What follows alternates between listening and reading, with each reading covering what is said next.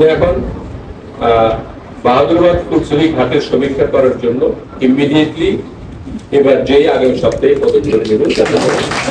আপনাদেরকে বলেছিলাম না, সেতু নিয়ে অনেক বড় একটি সুসংবাদ পাবেন। সেটার ফলস্বরূপ কিন্তু গতকালকে ফুলছড়ি ঘাটের আশেপাশে তাদের ভিজিবিলিটির জাহাজ দেখা গেছে। ভিজিবিলিটির জাহাজের কি কাজ সেটা কিন্তু আমরা খুব ভালো করেই জানি।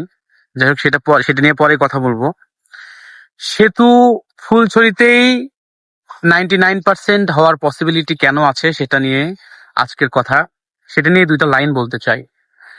বিষয় হচ্ছে যে, আমি যতটুকু জানি, আমার ভুলও হইতে পারে, পৃথিবীর সর্ববৃহৎ যে সেতু আছে সেই সর্ববৃহৎ সেতুর দৈর্ঘ্য হচ্ছে 26 কিলোমিটার। আর আমরা আশেপাশে যেখান থেকে সেতু চাচ্ছি সবকিছু যদি বাদ দেই, তাও মিনিমাম 10 কিলোমিটার সেতু করতে হয়। বর্তমানে 10 কিলোমিটার সেতু করার মতো বাংলাদেশে কোথাও নাই।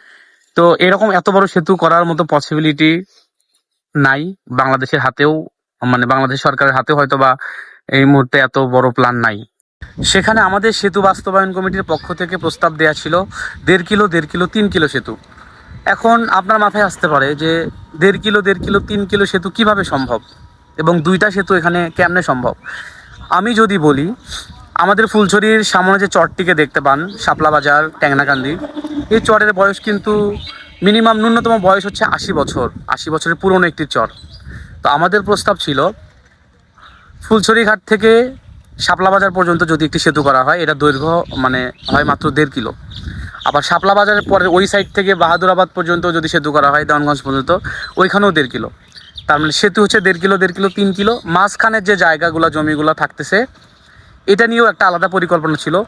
20 ফিট উপর দিয়ে হচ্ছে রাস্তা হবে, শিল্প কলকারখানা গড়ে ওঠা সম্ভব তখন চরের এই জায়গাগুলোতে।